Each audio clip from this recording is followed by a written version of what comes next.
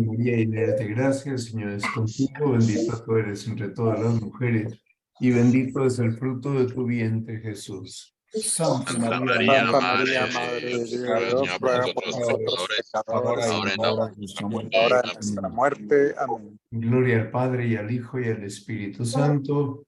Como era en un Como era en un principio, ahora y siempre, por principio, los ahora siglos y de los siempre, siglos. por los Amén. siglos de los siglos. Amén. San Rafael, San Gabriel, ruega por Ruega Ruega por nosotros. por nosotros. nosotros. San Pablo, ruega por Ruega por Ruega por nosotros. nosotros. Muy bien, el tema de hoy es el matrimonio y es en nuestra clase número 25. Voy a empezar. Voy a silenciar a todos para poder tener la clase sin interrupciones, pero en cualquier momento que quieran preguntar algo, sencillamente conectan su micrófono. Muy bien. Entonces, lo primero que nos interesa entender es el designio divino sobre el matrimonio. Estamos ante una comunidad conyugal. La palabra cónyuge quiere decir el que lleva el yugo, ¿verdad? Y se aplica en castellano únicamente para referirse al marido o a la mujer. Por tanto, esa comunidad conyugal entre el hombre y la mujer es una comunidad sagrada. Está dentro de la bendición de Dios y no conviene comenzarla sin la bendición de Dios. Las leyes del matrimonio están establecidas por el mismo Creador y eso significa que son leyes anteriores al Estado y que en consecuencia el Estado no tiene ninguna facultad para cambiar las leyes del matrimonio, porque sería interferir con el arbitrio humano, el plan perfectísimo de Dios. Bien, entonces nos preguntamos qué tiene que ver la institución del matrimonio con ese pacto de amor conyugal. Bueno, es que el matrimonio es el único lugar, la única institución que hace posible que el amor entre un hombre y una mujer sea conyugal. Estamos hablando aquí, cuando nos referimos a los cónyuges, de las personas unidas en matrimonio. No nos referimos a las personas unidas en unión libre. Este amor es un amor electivo, abarca el bien de toda la persona, pero evidentemente es un amor que tiene en cuenta el bien de la persona sexualmente diferente de el otro cónyuge. Por tanto, solo cabe hablar de matrimonio entre personas que tienen distinto sexo. Y la conyugalidad está relacionada también con la complementariedad. Una complementariedad que no es solo dijéramos de una simple atracción, sino que es una complementariedad en la que hay además complementariedad psíquica, psicológica, física, anatómica, y que permite la procreación. De modo que no habría complementariedad auténtica solo por una simple atracción entre personas del mismo sexo, porque no pueden concebir, y el matrimonio, la palabra viene de mater, y mater significa madre, por tanto el matrimonio no se concibe sin la procreación. Me estoy refiriendo al caso en el que la procreación es pues uno de los dones de Dios al matrimonio. Ahora, cuando la procreación no es eliminada artificialmente por las personas, estamos ante una realidad que es justamente específica del matrimonio. Si las personas se casan con la condición expresa de no tener hijos, ahí no hay matrimonio. Ahí estamos ante un caso de nulidad matrimonial.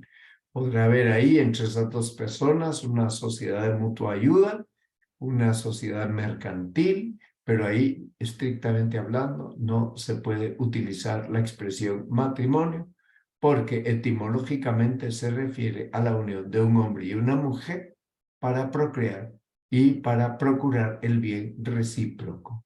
Bien, cuando se dice que es amor electivo, se está diciendo que hay una elección, que se elige a la persona. Esto tiene mucha importancia porque, como ustedes saben y comprenden, ha habido épocas en la historia en que no han sido los cónyuges quienes se han elegido, sino que ha sido una elección hecha por los padres o una elección hecha por conveniencia temporal, económica, territorial, geográfica, conveniencia de hegemonías políticas. Bueno, entonces, la relación que existe entre el amor conyugal y el amor de la Trinidad es que el amor conyugal, el amor de los esposos, tiene que ser como el icono del amor de la Santísima Trinidad. Por tanto, si es un icono, ha de reflejar de una manera fiel ese amor absoluto e indefectible con que Dios ama al hombre.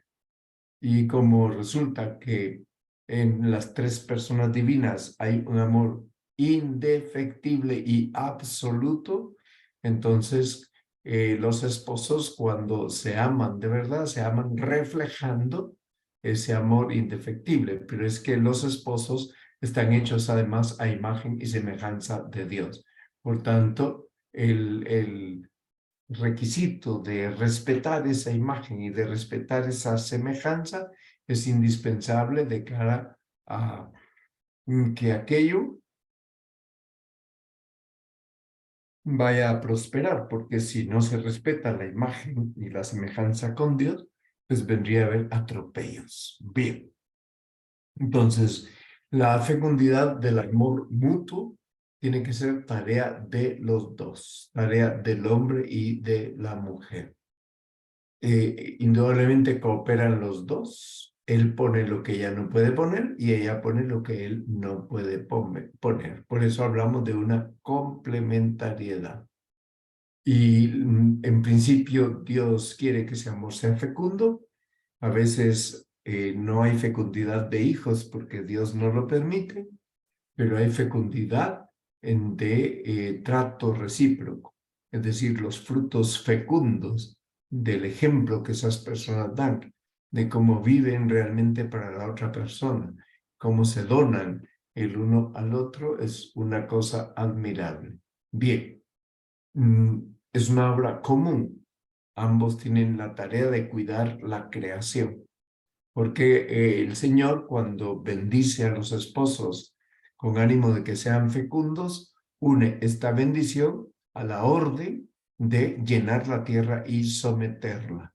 Por tanto, someter la tierra es algo que está vinculado al matrimonio y vinculado a esa comunidad conyugal que llamamos matrimonio.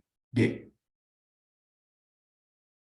El demonio evidentemente intenta romper el proyecto original de Dios y pues empieza para romper ese proyecto original del matrimonio por romper el proyecto divino sobre la persona en pues su conquista del pecado original. Eso trae consigo que entre hombre y mujer se viene a dar como fruto de esas heridas del pecado original, una ruptura de comunión. Y eso significa que es más fácil que se debilite en ellos la conciencia moral en lo que concierne a la unidad y a la indisolubilidad del matrimonio.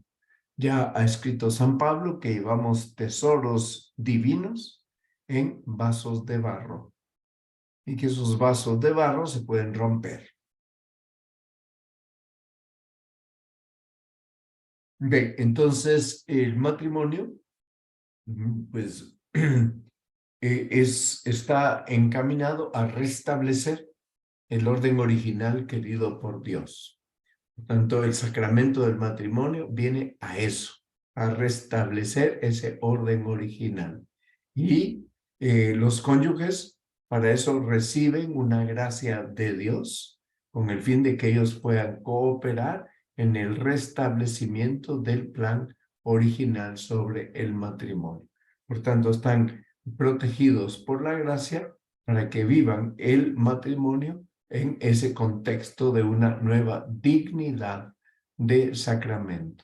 Este contexto lleva consigo también una referencia a el amor esponsal de Cristo por su iglesia.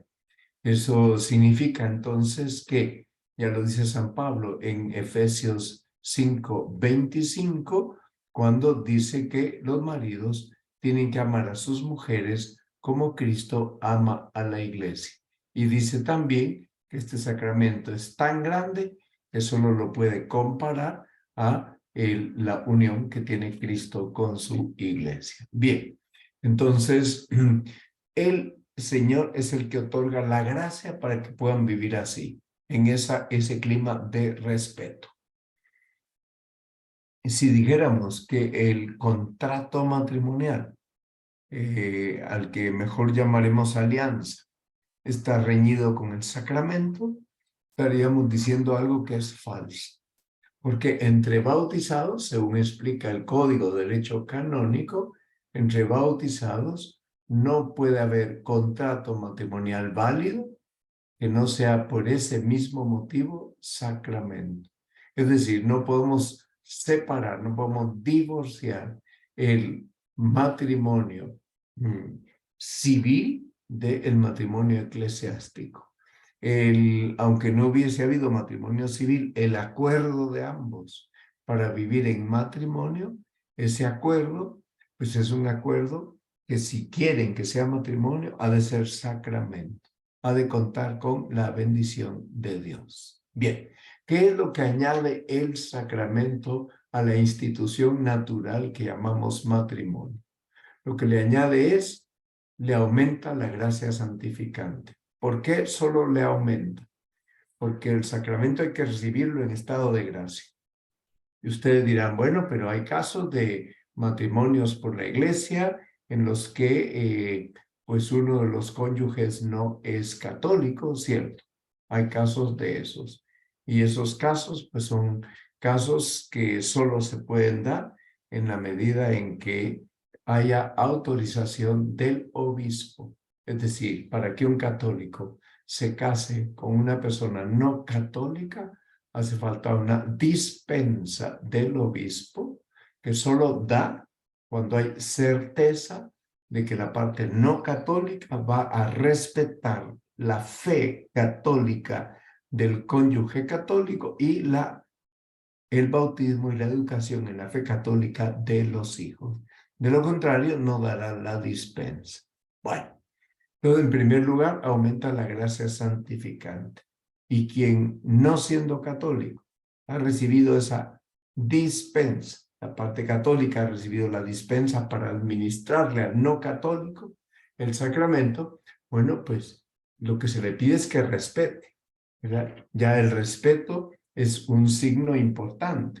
Si está dispuesto y se compromete bajo su palabra esa persona a respetar, bueno, pues estamos ante un pronóstico más o menos favorable. Bien, pero vamos a situarnos en el caso de que quienes se casan son dos católicos. Entonces, les aumenta la gracia santificante y les confiere una gracia específica que llamamos sacramental. ¿Qué hace esa gracia específica? Bueno, es como una lluvia especial para ese hombre y esa mujer, para que toda la realidad de su vida conyugal, especialmente la realidad del amor de los esposos, tenga esa luz de la gracia y esa protección de la gracia divina. Bueno, entonces, ¿de dónde nace el matrimonio? Sin el consentimiento no habría matrimonio. Por tanto, el matrimonio nace del consentimiento personal, que además es irrevocable, y que es un consentimiento que tienen que pronunciar ante dos testigos y ante el testigo cualificado que es el sacerdote. Pero no cualquier sacerdote. Ese testigo cualificado tiene que ser el párroco o su delegado. Bien. Entonces, ¿en qué consiste el consentimiento matrimonial? ¿Cómo lo define el Código de Derecho Canónico en el Canon 1057? Lo define como un acto de la voluntad. Eso significa que la voluntad debe estar libre, porque si no hay libertad en la voluntad, no hay matrimonio. Y ese acto de la voluntad, expresado verbalmente por ambos, es un acto por el cual él se entrega a ella y ella se entrega a él y ambos se aceptan mutuamente. ¿En qué contexto? En el contexto de una alianza irrevocable para constituir el matrimonio. Aquí nos sobra una palabra. Por tanto, este canon en su parágrafo número 2, canon 1057, ya define cuál es el consentimiento. Este es el motivo por el cual hay 3 fórmulas de consentimiento aprobadas por la Iglesia para el matrimonio católico. Y ha de usarse una de las 3. No pueden inventar su propia fórmula de consentimiento, porque el invento podría carecer de los elementos constitutivos del auténtico consentimiento. Bueno, cuando hablamos de forma eclesiástica de la celebración, nos estamos refiriendo a el matrimonio celebrado ante el párroco. El párroco puede delegar en otro sacerdote o puede delegar en un diácono, y por tanto tiene que estar o el obispo o el párroco o el delegado del párroco o el diácono y además 2 testigos. Bien, esta es la forma eclesiástica de la celebración del sacramento. Por tanto, en esta forma eclesiástica no se está hablando de que tiene que ser dentro de la misa, puede ser fuera de la misa. Por eso es que el diácono puede dar la bendición nupcial y puede ser testigo cualificado porque él no celebra la misa.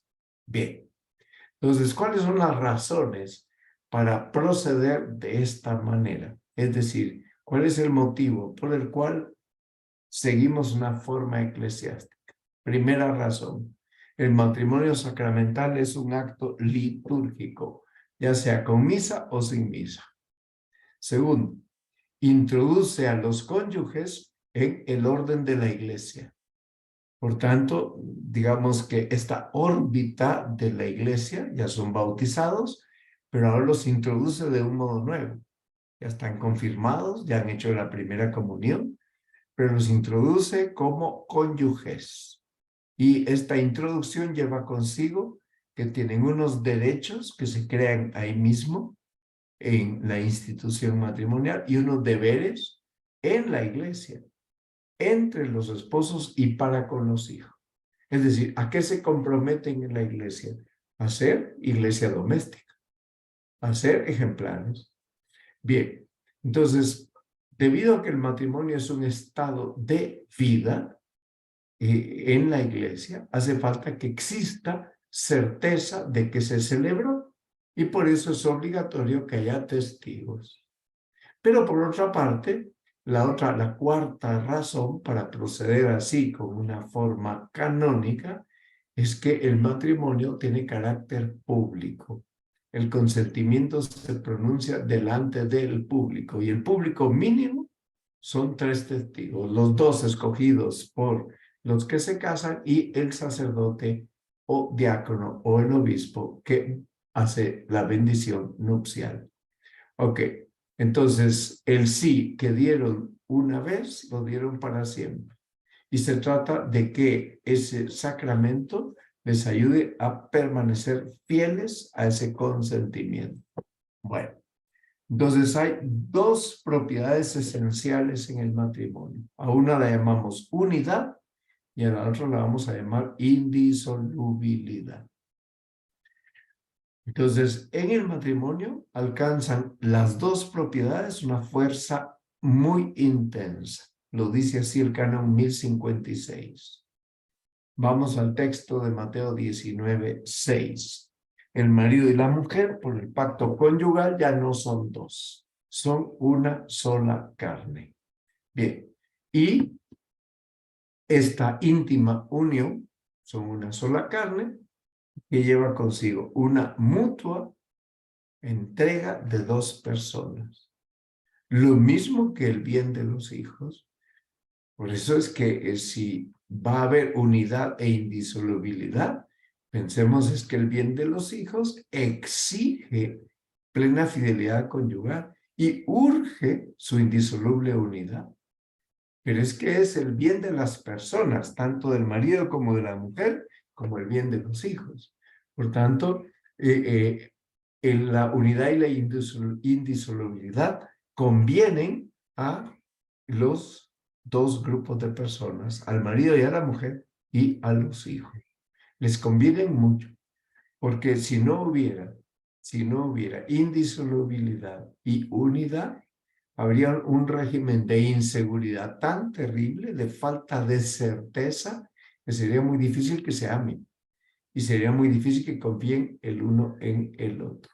Bien, entonces resulta que los esposos cristianos que manifiestan y que participan están manifestando y participando del misterio de la unidad y del fecundo amor entre Cristo y la iglesia. Que la unidad de Cristo con su iglesia es definitiva. Un solo esposo, Cristo, una sola esposa, la iglesia. Muy bien. Pero resulta que la iglesia es fecunda. Por tanto, el amor entre Cristo y la iglesia es fecundo. Hay muchos hijos. La indisolubilidad tiene un sentido nuevo, más profundo, porque está subrayado por el sacramento. Y se acrecienta la solidez original del vínculo entre los esposos. Porque si ya era sólido por institución natural, ahora la solidez es subrayada por el auxilio de la gracia. Bien, ¿qué alcances tiene el divorcio? El divorcio es una ofensa grave a la ley moral. ¿Por qué? Porque pretende romper ese contrato aceptado libremente por los esposos de vivir juntos hasta la muerte. Por tanto, es ofensa grave a la ley natural. Y en segundo lugar, porque atenta contra la alianza de la salvación. O sea que el matrimonio entre marido y mujer es un signo de la alianza nueva y eterna, por la cual Cristo nos salva. Bien. Quienes viven en adulterio público y permanente son aquellos que después del divorcio contraen nueva unión. No importa si la ley civil reconoce esa nueva unión. El caso es que esa nueva unión ya lleva consigo una situación de adulterio público y además permanente. Y eso es incompatible con el sacramento. Bien, ¿qué hacemos con esas personas? ¿Se les puede confesar? ¿Se les puede dar la comunión? Solo se les podría confesar y dar la comunión si cumplen dos requisitos. El requisito de estar arrepentidos de haber violado el signo de la alianza y de la fidelidad a Cristo. El requisito de estar sinceramente dispuestos a vivir de tal modo que no se contradiga la indisolubilidad del matrimonio. ¿Qué quiere decir esto en la práctica? Esto quiere decir que tienen que estar dispuestos a vivir como hermano y hermana. Estamos ante la separación de lecho, pero no de techo. Bien. ¿Y por qué se da esa autorización? Porque hay casos extremos en los que o son muy jóvenes y tienen niños pequeños, y por tanto los niños pequeños no pueden prescindir del papá y de la mamá, o bien son muy ancianos, y entonces el uno le hace de enfermero a la otra. Entonces ya no se les puede pedir que se separen. Si no fueran esos casos, pues lo más lógico es que si quieren comulgar, vivan separados. Ni siquiera bajo el mismo techo. No, cada uno en su casa. Bien.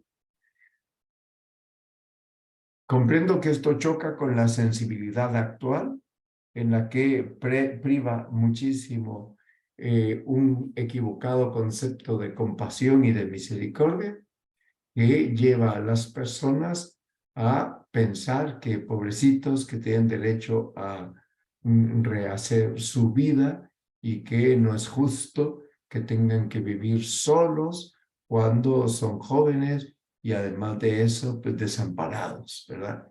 Bien, ¿cómo se remedia esto? Pues esto se remedia cuidando muy bien la constitución de los matrimonios, preparando muy bien a los que se van a casar. Bien. Entonces, se trata de cultivar el amor conyugal. Se trata de cultivarlo. Pero este cultivo del amor conyugal trae consigo, es en un marco, el marco del sistema de vida familiar, porque del amor conyugal procede un sistema de vida. Pero no se pueden posponer los otros fines del matrimonio. ¿Qué quiere decir esto? Quiere decir que ellos se casan para dos cosas. Ayudarse el uno al otro, ayudarse el uno al otro en alcanzar la perfección como esposo y como esposa. Eso es una primera cosa que tienen que conseguir, un primer objetivo, pero dentro de ese objetivo que no se puede posponer está la procreación y la educación de los hijos. Por tanto, no pueden ayudar a la otra persona a perfeccionarse si resulta que se han puesto de acuerdo en que no va a haber ningún hijo, que van a posponer de modo definitivo la venida de algún hijo.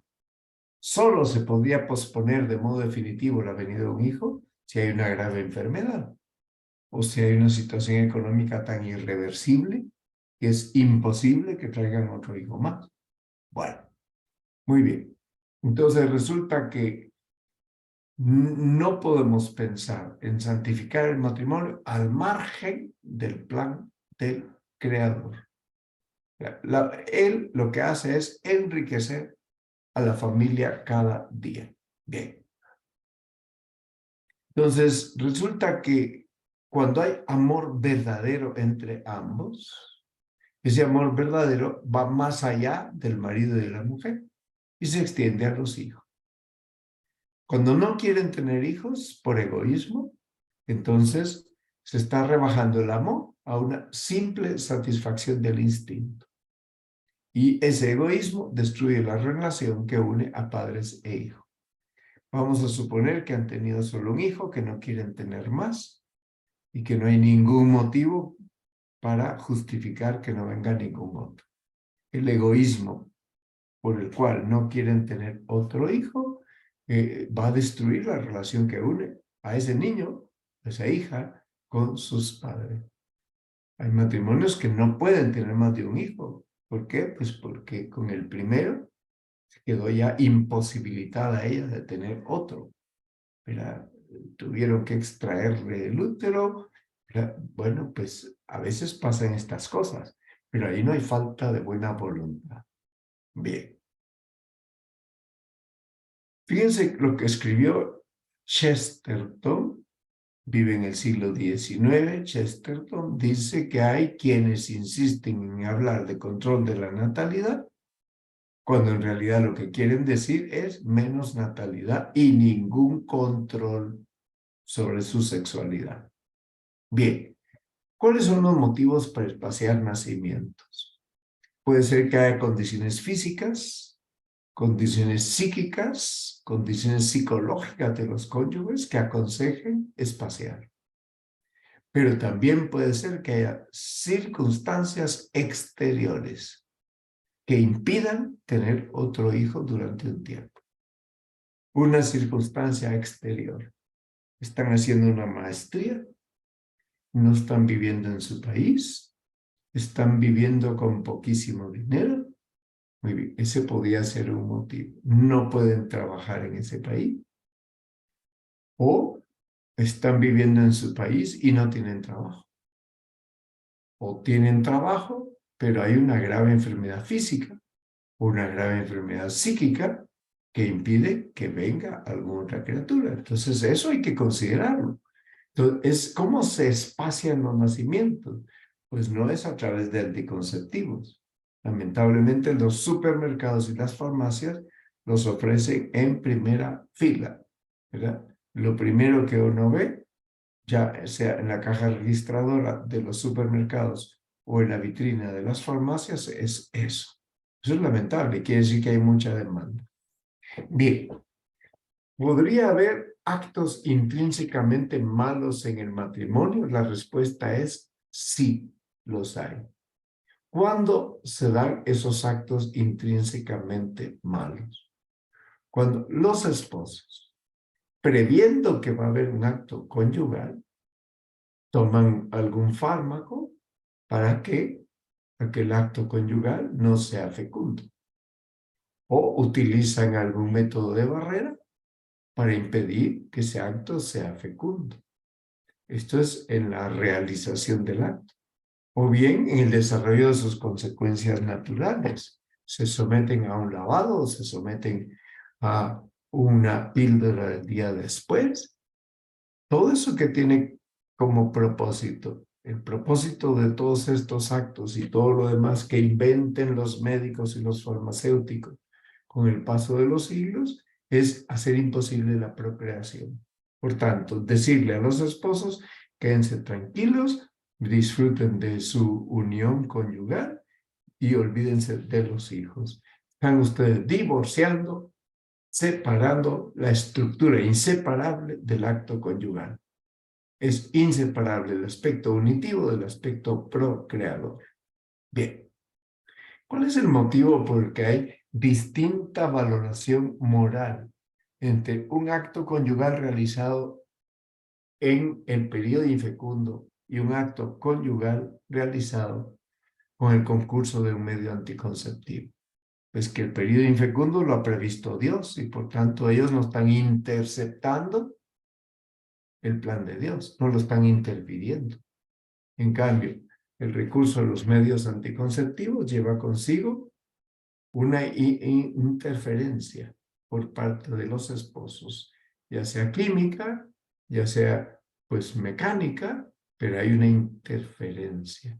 Y esa interferencia es un desafío, claramente, pues es un pecado grave.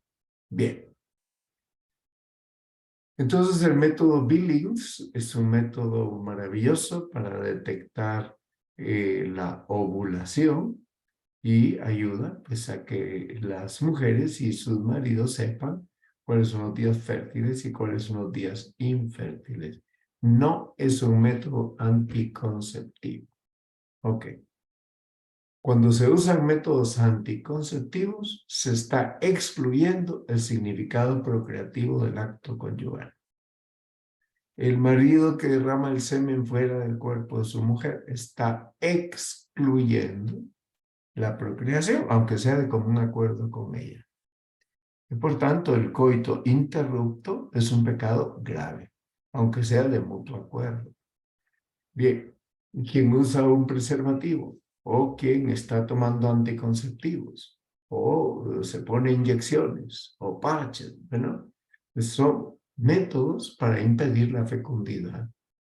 Ahora, el uso del matrimonio en los periodos infecundos de la mujer está respetando esa conexión inseparable de los dos aspectos de la sexualidad humana, el unitivo y el procreador. Por tanto, no se puede equiparar. ¿Y a qué llamamos paternidad responsable? Según la enseña la Iglesia. La paternidad responsable, como le enseña la Iglesia, no es evitar los hijos. Eso es la paternidad responsable, según le enseña Aprofam y la mentalidad hedonista actual. Pero eso no es responsable, eso es irresponsable. Por tanto, la paternidad responsable es una respuesta a situaciones no previstas que se dan en circunstancias que concurren con la vida de los esposos. Ellos no las quieren, las padecen, ¿verdad? Y pueden contribuir esa circunstancia a que con la oración se unan más los cónyuges y se una más la familia. Por tanto, si la circunstancia de una enfermedad, de una pérdida de los bienes materiales, de un quedarse sin trabajo, todo eso son cosas graves. Pero la paternidad responsable en esos casos no indica que estamos excluyendo los hijos, indica que se van a posponer respetando los días fértiles, porque en ese momento, en esa temporada, hay serias dificultades para procrear. Ok, entonces, ¿por qué la autoridad civil ha de defender y promover el matrimonio auténtico? Voy a dar 3 motivos. Primero, porque el matrimonio auténtico, no así la unión libre, tiene una específica y exclusiva dimensión pública. La unión libre es pública muchas veces porque está aprobada por el Código Civil de Guatemala, pero resulta que no es una expresión de matrimonio, es una expresión de unión temporal, porque lo propio de la unión libre es la temporalidad por un tiempo. Vamos a ver cuánto dura. Segundo motivo, la autoridad civil ha de defender el matrimonio auténtico porque la familia es la célula primera y vital de la sociedad. Pero una familia fundada sobre unión libre, pues no nos ofrece células sanas. Esa familia no es una célula sana, porque ahí no hay estabilidad, no hay unidad, no hay indisolubilidad. Nos ofrece unas células enfermas. Y en tercer lugar, porque el matrimonio y el amor conyugal están ordenados a procrear y educar a la prole. Y en eso encuentran ellos su coronación. Por tanto, la prole, los hijos, son los futuros ciudadanos que, educados en ese contexto de unidad e indisolubilidad, ofrecen mucho más garantías de salud psíquica y de salud social que quienes vienen de una familia rota, disfuncional. Ok, hay leyes que no reconocen las propiedades esenciales del matrimonio y por tanto nos ofrecen el divorcio. Porque eso es una injusticia. Hay leyes que equiparan otras formas de unión no matrimoniales, las uniones de hecho o las uniones entre personas del mismo sexo. ¿Por qué esas leyes son injustas? ¿Por qué el divorcio es injusto? El divorcio es injusto en la medida en que es visto como una medida para romper una unión y empezar otra. Ok. Si fuera una medida simplemente para defender a la parte inocente de la agresión de la parte culpable, porque ya se han agotado todos los medios para resolver los conflictos que hay entre ambos, entonces, si fuera una medida así, pues sería una medida buena y sana. ¿Verdad? Y de hecho, cuando un católico se divorcia, tiene que tener claro que su divorcio no es para contraer nuevas nupcias, que solo es para pues resolver lo que no se pudo resolver por la vía del entendimiento mutuo. Y de modo que hace falta pedir al Estado que coercitivamente obliga a la parte culpable. Bien, estas leyes son injustas, las que equiparan el matrimonio con otras formas de unión que no son matrimoniales. Dígase o entiéndase uniones de hecho o uniones entre personas del mismo sexo. Las equiparan al matrimonio. Están lesionando el fundamento de la sociedad. Y el Estado está obligado a proteger y a fomentar el fundamento de la sociedad. Por eso no podemos, en aras de ser modernos y de estar al día, aprobar una unión entre personas del mismo sexo o una unión de hecho como algo equivalente al matrimonio, porque estaríamos aprobando el desmantelamiento de la sociedad. Bueno, entonces, los casados están llamados por Dios a ejercitar de un modo privilegiado su sacerdocio bautismal para todos. Pensemos en el padre de familia, la madre, los hijos, todos los miembros de la familia, cuando ellos reciben los sacramentos, cuando hacen oración en familia, cuando dan gracias a Dios, cuando ofrecen el testimonio de una vida santa, cuando viven continuamente la renuncia y el amor que se traduce en obras, están haciendo un ejercicio privilegiado del sacerdocio común de los fieles. Viven. Bueno, entonces, ¿qué es? ¿Qué es? ¿Por qué el hogar es la primera escuela de vida cristiana y la escuela del más rico humanismo? Vamos a ver. Llevamos ya pues casi 45, media hora y casi 45 minutos, pero son 2 diapositivas las que quedan. Ok, entonces, es en el hogar donde se aprende la paciencia, el gozo del trabajo, donde se aprende el amor fraterno, el perdón generoso, muchas veces, donde se aprende el culto divino, sobre todo por medio de la oración y de la entrega de la propia vida. De ahí que como escuela de humanismo es una riqueza. Y ese es el motivo. Aquí tiene la bibliografía de esta clase. Catecismo de la Iglesia Católica, Concilio Vaticano II, en la Constitución, la Alegría y la Esperanza, trata de este tema en los números 47 a 52, y aquella carta magna maravillosa escrita por Juan Pablo II, exhortación apostólica llamada Familiaris Consortio, el consorcio familiar. Vamos ahora, voy a quitar las diapositivas para que puedan ustedes preguntar lo que quieran. Vamos a ver. Buenas noches, Mario. ¿Cómo Buenas está, noches. Mario?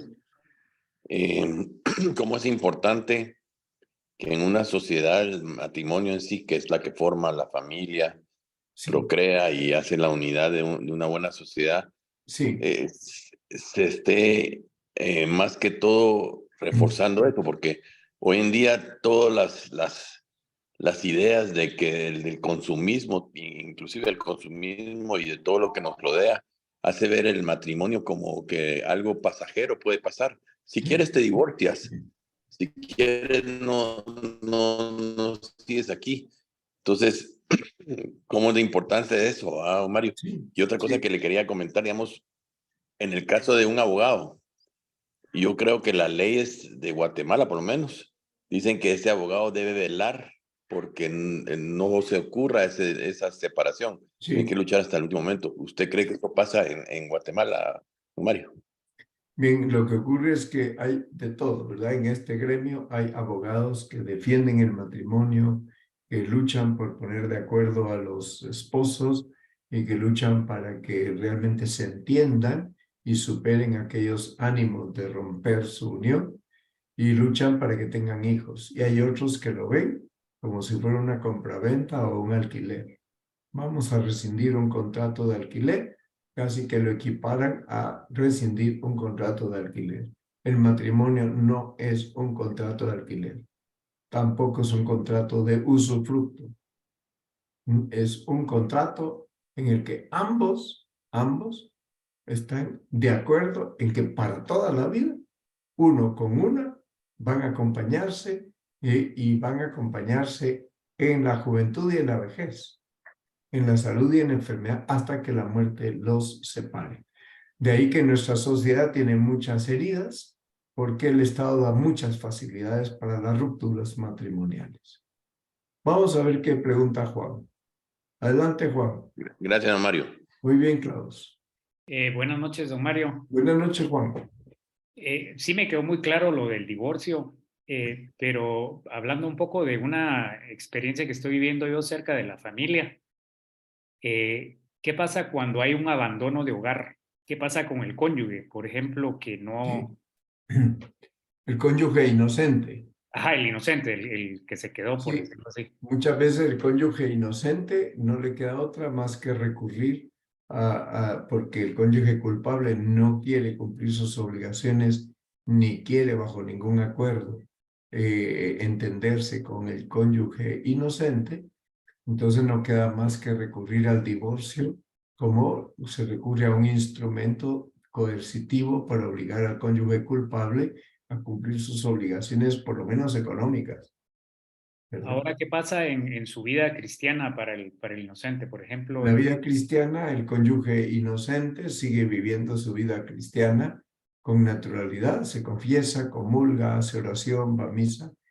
El cónyuge culpable, pues no puede vivir ese régimen de vida cristiana, no se puede confesar, no puede comulgar, porque es culpable de haber abandonado el hogar, de haber roto la alianza matrimonial.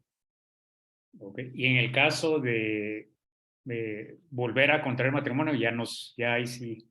Ni para el inocente ni para el culpable. Es decir, que a no ser que se demuestre por la vía canónica en el tribunal eclesiástico que aquí no hubo matrimonio, que hubo apariencias de matrimonio. En ese caso, pues sí que es conveniente acudir al tribunal eclesiástico si uno tiene certeza moral de que no hubo libertad plena o de que faltaba la estabilidad psíquica necesaria para asumir las cargas del matrimonio. Perfecto, muchas gracias, don Mario. O que la parte culpable nunca quiso tener hijos. Bueno, pues por definición ese matrimonio es nulo, pero hay que demostrarlo en el ámbito jurídico dentro de un juicio matrimonial en la iglesia. ¿Ok? Perfecto, muchas gracias, don Mario. Muy bien, de acuerdo. Lamentablemente vemos muchas cosas de estas, por eso el Papa ha querido hacer un instructivo para que a partir de ahora no solo se acompañe a los novios en los cursos prematrimoniales, cursos serios, sino que se acompañe también a los recién casados durante años para ayudarles a que su vida sea una vida ordenada y para ayudarles a echar raíces en su matrimonio, porque fácilmente los primeros años puede haber tambaleos y puede haber terremotos. Y entonces hace falta que ante los posibles tambaleos, pues las personas tengan quien les asista y quien les acompañe. Muy bien. O sea que es un apostolado maravilloso. Bien, muchas felicidades a todos por el Día del Corpus Christi. Hoy celebramos esta gran fiesta. Litúrgicamente ha sido trasladada al domingo en muchos países como el nuestro, para facilitar a los fieles asistir a la Santa Misa, debido a que hoy es un día laboral. Sin embargo, tanto en la Catedral Metropolitana de Santiago, no sé, la de los Altos, como en la Catedral de Roma y en muchas catedrales de Europa, la fiesta del Corpus Christi se celebra hoy. En todo caso, pues la costumbre de la Iglesia en estos 8 días, a partir de hoy o a partir del domingo próximo, es una costumbre de vivir lo que se llama la octava del Corpus, 8 días de dar gracias al Santísimo Sacramento por su presencia real. Muy bien, pues entonces, si Dios quiere, nos vemos la próxima semana. Que Dios les bendiga y aquí estaré disponible. Ya les compartiré la presentación a través de un PDF para que la puedan tener en sus casas. Muy bien. Dios les bendiga. Nos vemos. Gracias, don Mario. Gracias, don Mario. Buenas noches. Buenas Buenas noches, don Mario. Que descansen. Buenas noches.